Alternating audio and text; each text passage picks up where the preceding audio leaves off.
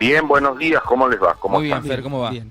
Bueno, arrancamos esta semana hablando de la oposición que de alguna manera ha dejado al gobierno sin presupuesto 2022, en una sesión que tuvo máxima tensión, que duró más de 20 horas en diputados, con muchos cruces, chicanas. Bueno, no acompañó el proyecto de presupuesto 2022. Hay muchos puntos para tocar, pero bueno, lo dejo así general, Fer, para que puedas comentar al respecto algo de esto que hizo la oposición. Mira, todos sabíamos que la nueva composición del Congreso era algo difícil, Sí. era algo complicado. Lamentablemente no tuvieron mucho tiempo de entrenarse, ni los diputados nuevos, ni quienes tenían que comprender esta situación nueva. Esto lo podemos analizar desde lo que le pasó a la gente o mirar un poco lo que pasó en la sesión, ¿no es cierto? Porque hay cosas que por ahí no van a interesar demasiado, pero le dieron el matiz a la sesión, porque ni el oficialismo, el partido del presidente, estaba habituado a tener que manejar la sesión de otra manera. Ni la oposición estaba preparada para verse tan atomizada. Porque esto hay que decirlo también, ¿eh? Cuando vos tenés un único líder, o por lo menos un único interlocutor, como era Mario Negri, la cuestión es más simple. Acá tenías que hablar con 10 personas. Y eso es algo complicado, con lo que inclusive se suele especular. Es decir, vos especulás un poco con eso, con que no encuentres con quién hablar. Y la verdad que esto habría que haberlo entrenado, y entrenarse en la sesión del presupuesto es complicado. Es difícil encontrarse con un elemento tan complicado como el presupuesto en esta sesión. Y esto es lo que sucedió. Es decir, hay quien está habituado a que una cosa es hablar con la seguridad de que tu voluntad a la hora de los votos va a ser impuesta, y otra cosa es que vos estés en medio de una negociación. Vuelvo a decir, todo esto con la ley de presupuesto en el medio. Hubo en la preparación de la sesión, cuando hubo homenajes y demás, una clara advertencia cuando la oposición presenta una iniciativa y consigue imponerla, que es la de actualizar el valor de los bienes personales, del impuesto a los bienes personales, que es una iniciativa del oficialismo que ya está aprobada en diputados, digamos, no es una rebelión ni una cosa demasiado novedosa, es algo recontrasabido, pero bueno, la cuestión es que ahí mismo ya el oficialismo perdió una votación, llamémosle menor, una cuestión que era para un tratamiento, etcétera, etcétera, pero ya perdió, y esto debió servirle de clara advertencia. Claro. Durante toda la sesión se vio una seria dificultad para negociar. Si miramos además, la diputada Carrizo, que nunca quiso mucho a San Luis, aclaro, intentó presentar un proyecto que tuviera que ver con un tratamiento distinto del presupuesto, porque el presupuesto no puede ser tratado de esta manera, entienden ellos. Eso le fue rechazado. Quedó para un estudio posterior, etcétera, etcétera. Pero es un signo de que el tratamiento es dificultoso. Yo creo, y esto es aparte, si ustedes quieren, que todo el tratamiento de la Cámara de Diputados tiene que ser revisado. Porque estas sesiones eternas no las sigue nadie. Claro, claro. Es imposible. Yo soy ultra fanático, pero en un momento me tuve que ir a dormir. Claro, Sí. claro. Y está bien, ayer me miré de vuelta toda la sesión, porque la dieron de vuelta, pero eso me sucede solo a mí. A la gente la verdad es que es hartante tantas horas, y además suceden hechos que a mí me gustaría muy brevemente describir. Vos hacés una propuesta o decís una cosa, supongamos que vamos a simplificar, que vos tenés una idea errónea acerca de una fecha, entonces vos decís, esto sucedió el 14 de enero en tu discurso, y alguien te aclara, no, disculpe diputado, pero eso fue el 20 de enero. Como esa discusión no la escuchó nadie, al rato aparece otro diputado que vuelve a decir lo mismo, que estaba mal, porque ni siquiera escuchó la corrección. Porque a ningún ser humano se le puede pedir que preste atención durante 16 horas. Claro. No existe. Y estoy refiriéndome a un error menor, pero en realidad esto sucede con temas conceptuales. Entonces hay quienes sostienen argumentos que ya fueron rebatidos y admitidos, pero entonces el debate se vuelve, todos quieren hablar, porque acá hay que ser justo también, hay que decir que habría que cambiar la forma de conceptuar a los diputados. Cuando vos le decís a los diputados, bueno, pero no hablen todos, no, porque a fin de año hacen un ranking y los que menos hablaron quedan escrachados. Entonces, aunque sea cualquier gansada, yo tengo que decirla. Los diputados no se deberían evaluar por haber hablado o no haber hablado en una sesión. Hay otras variables a medir muchísimo más interesantes que esta. El trabajo de un diputado no pasa por hablar en una sesión o no hablar en una sesión exclusivamente. Pero si la evaluación va a pasar por ahí, bueno, entonces la defensa es esta que estoy contando. Digo, el mecanismo no sirve y el mecanismo trastabilló en una ecuación, en una realidad muy difícil. La oposición queda mal en el sentido de que el último discurso de Ritondo es bastante desgraciado, porque él dice, bueno, nosotros íbamos a ir al cuarto intermedio, pero como vos dijiste tal cosa, refiriéndose al presidente del bloque oficialista, no vamos a acompañar. En realidad una ley tan seria como el presupuesto, cuestión tan importante, en un país en crisis, vos no vas a aceptar aprobarlo, aunque sea posteriori, o diferirlo, porque alguien te dijo tal o cual cosa. Pero por favor. Además, desvanece todos los argumentos que habían dado antes, porque supongamos que ellos tenían argumentos para decirle que no. Pero el último argumento que dejas en pie es que no te gusta lo que te dijo el otro. Claro. Que además, que más allá de que te guste o no te guste, convengamos que no fue ni insultante ni demasiado grave. Se han dicho cosas muchísimo más graves. Lo que pasa es que, esas cosas se decían cuando la mayoría estaba impuesta. Claro. Decir esas cosas cuando vos tenés que negociar, por ahí tiene otro costo. Fer, ¿nos acostumbraremos? Sí. Muy cortito, si elevamos un poquito la vara, dejemos flotando la pregunta si Máximo Kirchner quería ese diferimiento o no. No vayamos con la seguridad de que el objetivo era conseguir sí o sí el diferimiento. No lo sé. Fer, sí, decime. ¿Nos acostumbraremos a este tipo de sesiones, teniendo en cuenta cómo se han dado los números en cuanto a la división en la representación de los partidos políticos? Mira, cuando nosotros hablábamos previamente, a cuando se dieron los resultados y demás, creo tener claro que mencionamos que uno de los peligros era la parálisis. Sí. Yo creo que después de esto el Congreso va a entrar en una parálisis. Ajá. Mira. Porque ante la dificultad, ahora para volver a llevar un tema a diputados hay que aclarar muchísimas cuestiones. Claro. Muchísimas cuestiones. Porque de esta manera no se vuelve a sesionar. O sea, esto es un disparate. Fue muy caótica la sesión, fue muy... y vuelvo a decir, la revisión debería ser amplia, porque si dicen la gente votó otra cosa, deberían escucharse, porque salgo de lo que vos me decís, porque la consideración es política y yo creo que lo que viene es la parálisis. El gobierno, ¿qué sucede cuando no hay presupuesto? Y bueno, tenés que prolongar el presupuesto del año anterior mediante decreto. Sí. Administrativamente es muy engorroso, pero en realidad logra el efecto contrario al que quiso la oposición.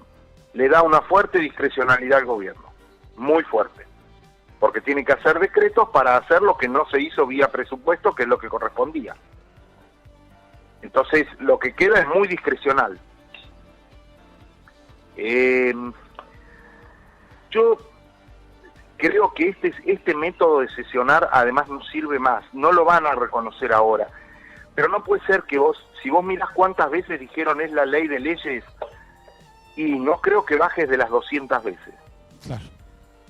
¿Cuál es la necesidad de repetir 50 veces lo mismo? ¿Por qué cada uno tiene que decir eso en su discurso? Repito, si se va a evaluar lo que cada uno dijo y después tomar, bueno, entonces es lógico. El cambio tiene que ser integral y la evaluación tiene que ser distinta. Hay que pensar otras formas que no tengan que ver con ganar notoriedad en un discurso. Yo lo digo desde haber estado adentro de la Cámara de Diputados, de ser parte y de haber hecho esto. No estoy diciendo que mal está y cuando yo estaba bien. No, esto es desde siempre. Sí. Esto funciona así. Además vos fijate que se aplauden y se felicitan. Sí. O sea, están orgullosos de lo que dijeron. Que no es que haya estado mal, sino que es fatalmente reiterativo. Es uno diría innecesario, cada cual quiere nombrar a su provincia. Sin dudas. Sí, y les dice el diputado Iglesias que es muy perverso en sus discursos, tiene un método que muy poco contribuye a la República y a la democracia, pero en algunas cosas puntualiza bien. Los que representan a las provincias son los senadores. Los diputados representan a los ciudadanos, y es otra cosa. Claro. Y hay una defensa de lo provincial. Cada uno leyó de vuelta todas las obras que se hacían en su provincia. Está prohibido leer en la Cámara. El reglamento de la Cámara dice no se puede leer el discurso. ¿Por qué? Porque está el riesgo de que te lo hayan hecho. Claro. Entonces vos no estás expresando tu pensamiento. Está prohibido por reglamento, se hace sistemáticamente. Vos podés leer una cita textual, podés leer unas cifras, podés una ayuda a memoria, pero leer de corrido lo que supuestamente vos escribiste está prohibido. Son cosas de forma y no es este el problema. El problema es cómo sale la Argentina adelante con una oposición que tiene esta idea y con un oficialismo al que le cuesta muchísimo entender lo que ha sucedido y situarse en una realidad distinta. Yo creo que a la Cámara le cuesta entender lo que ha sucedido. Uh-huh. Creo que estas cuestiones se resolvían distinto, que había diálogo entre quienes tenían otro poder de conducción, y hoy eso ya no existe. Hoy la situación es más caótica, no tienen problema en avanzar en una cosa y retornar en otra. Le siguen dando mucha importancia a ganar un debate. Yo entiendo que los diputados por San Luis no hablaron, puedo estar equivocado, ¿es así o hablaron? No, que yo recuerde no. No. Bueno, por eso. No la vi la sesión completa, supongamos pero que creo hubiéramos que no. hablado. ¿Cuántos de los medios de San Luis reproducen los discursos de los legisladores? Sí, no, ninguno, sí. Ninguno. Nunca, estoy diciendo, yo fui legislador, me pasaba exactamente lo mismo. Sí, nunca. No es que estos legisladores sean una cosa y otros fueron o fuimos otro. No. Hay que encontrar el sistema legislativo se tiene necesariamente que modernizar. Tienen que pasar otras cosas, tienen que mirar el mundo. El mundo no sesiona 20 horas. Claro, sí, es real. Que vos me digas que excepcionalmente se está cayendo un primer ministro y hay una sesión, bueno, sí, es probable. Pero tener como método empezar una maratón donde habla el miembro informante de mayoría y minoría, un informe de bloque, un informe individual, un cierre de bloque, es eterno. Claro, es larguísimo. Sí. Se va el presidente 40 veces porque no aguanta, entra otro, los legisladores obviamente van a dormir, porque ¿a quién se le ocurre que alguien va a estar 20 horas despierto? Claro, es inevitable. Es decir, yo intentaba cruzarme unos minutos y seguirlo por televisión, porque hay una forma de un canal cerrado que te permite seguir la sesión, pero digamos, es imposible. Y yo soy fanático, a mí me encanta escuchar lo que dice cada uno, pero no se puede. O sea, cualquier persona te dice, no, yo ¿cuánto tiempo mantenés vos la atención en una clase? No, 40 minutos. Uno daba clase 2 horas y sabía que después de la hora 20, que Dios te ayude. Sí, es la realidad. Prepara otra cosa porque no te escucha ni el loro. Y esto a nivel universitario, a nivel secundario tenés media hora. Antes, ahora debes tener 5 minutos, si tenés suerte. Pero no importa, es así. Es imposible. Entonces, la realidad es que han dejado el país sin presupuesto, en un enfrentamiento. Esta situación se agrava por la presencia del Fondo Monetario Internacional, Claro, claro. que claramente, por más que se quiera dibujar, le va a decir al presidente, mire, usted no tiene ni el apoyo de los suyos para Claro. lo que dice. Sí, no, era una de las condiciones. Sí. Sí. Claro, Tenía lo que presupuesto usted dice aprobado. lo dice usted, pero me parece que tiene una oposición política que además le impone el número,